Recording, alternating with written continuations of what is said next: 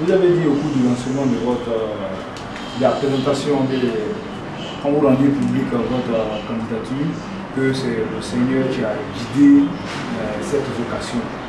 Et vous avez aussi dit en ce temps que le Seigneur n'allait pas permettre l'élection de la Côte d'Ivoire à l'initiative de Dieu, alors qu'on sait que Dieu ne ment pas. Parce que cela n'a même pas atteint. Qu'est-ce qui finalement a fait que le Seigneur se ravise pour que la Côte d'Ivoire soit admise au PPTE? Mais la Côte d'Ivoire n'est pas admise au PPTE. La Côte d'Ivoire n'est pas élue à l'initiative PPTE. Vous devez pouvoir comprendre, vous, qu'il y a différence entre éligibilité et élection. Le fait que je sois éligible ne veut pas dire que je suis élu. Donc, je reconnais que la Côte d'Ivoire est éligible. Mais Dieu a dit que la Côte d'Ivoire ne sera pas élue. Donc, pour l'instant, je ne suis pas en dehors du terme de ma prophétie. Donc, je suis tranquille, la Côte d'Ivoire ne sera pas élue. Donc, ce que vous voyez, je vais vous donner aujourd'hui une image pour que vous compreniez. Moi, Dr Israël Ngoro, je suis, comment je peux appeler, je me propose d'être candidat. Mais est-ce que j'ai atteint le point de décision? Non. Parce que pour atteindre le point de décision, il me faudra avoir 20 millions.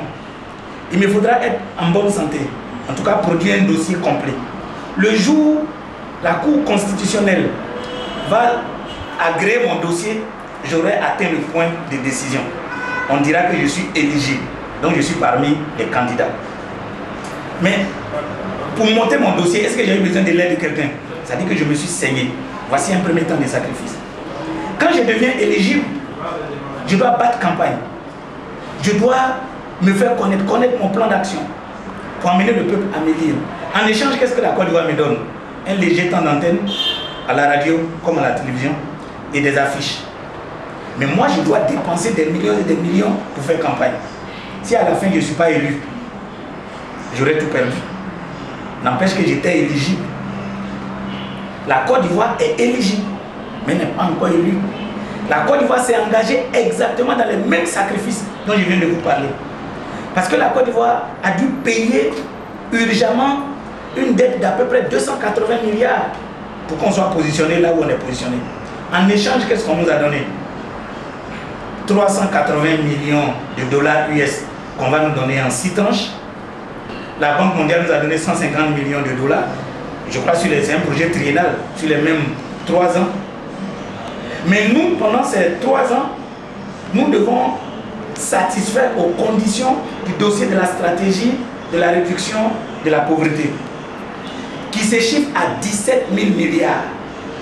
Ça fait une moyenne de 3 400 milliards que la Côte d'Ivoire doit pouvoir injecter dans ce projet par an.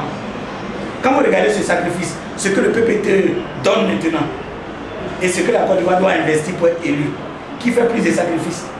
C'est la Côte d'Ivoire. Qu'est-ce que la Côte d'Ivoire gagne? Nada de nada, rien. La petite liquidité que la Côte d'Ivoire gagne ne peut pas compenser la perte. L'avantage unique qui est dedans, c'est que les gouvernements actuels ont une petite liquidité dans leurs mains pour faire ce dont ils ont envie de faire. Mais ce n'est pas pour la Côte d'Ivoire qu'ils l'ont fait.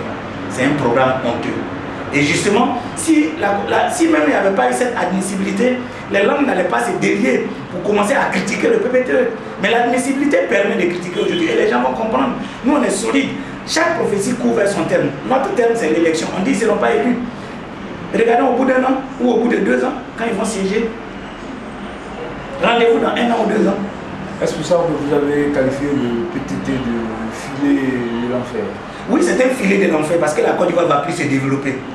Vous savez, quand vous avez des incompétents au pouvoir, ils prennent la poussière pour de l'or. Aujourd'hui, tous les prêts que le pays pauvre, annoncé pauvre, pourrait avoir, sont appelés des prêts concessionnels. C'est-à-dire quand on nous donne, on nous indique ce qu'on doit faire. Mais est-ce que pour notre développement, c'est là-bas qu'on veut investir? Ce n'est pas là-bas. La Côte d'Ivoire va passer 2 ans, 3 ans, voire 4 ans dans ce test avant d'atteindre le point d'achèvement. On va se renier dans l'investissement. C'est tout. Et au bout de 4 ans, quand on va se réveiller, on est plus pauvre qu'avant. Mais il faut retenir, parce qu'il faut que nous disions aux Ivoiriens que la Banque mondiale ne nous a pas fait un don. Le FMI ne nous a pas fait un don. Ils nous ont fait des prêts à taux préférentiel. C'est-à-dire que le taux d'intérêt est faible. Ce que le FMI nous a accordé, c'est 1,5%. Ce n'est pas gratuit. Donc ça a déjà augmenté notre dette. Cette partie augmente notre dette. Donc en réalité, pour l'heure, on ne gagne rien. Si on espère être élu, ils vont effacer la dette. Mais un économiste averti nous a dit que c'est la dette d'avant 1980 qui va être effacée. Et la dette de 1980 aujourd'hui passe où? C'est de la nappe. C'est pas trop gros. Si je trouvais un mot plus grand, j'aurais dit. Mais mon français me permet de dire nappe.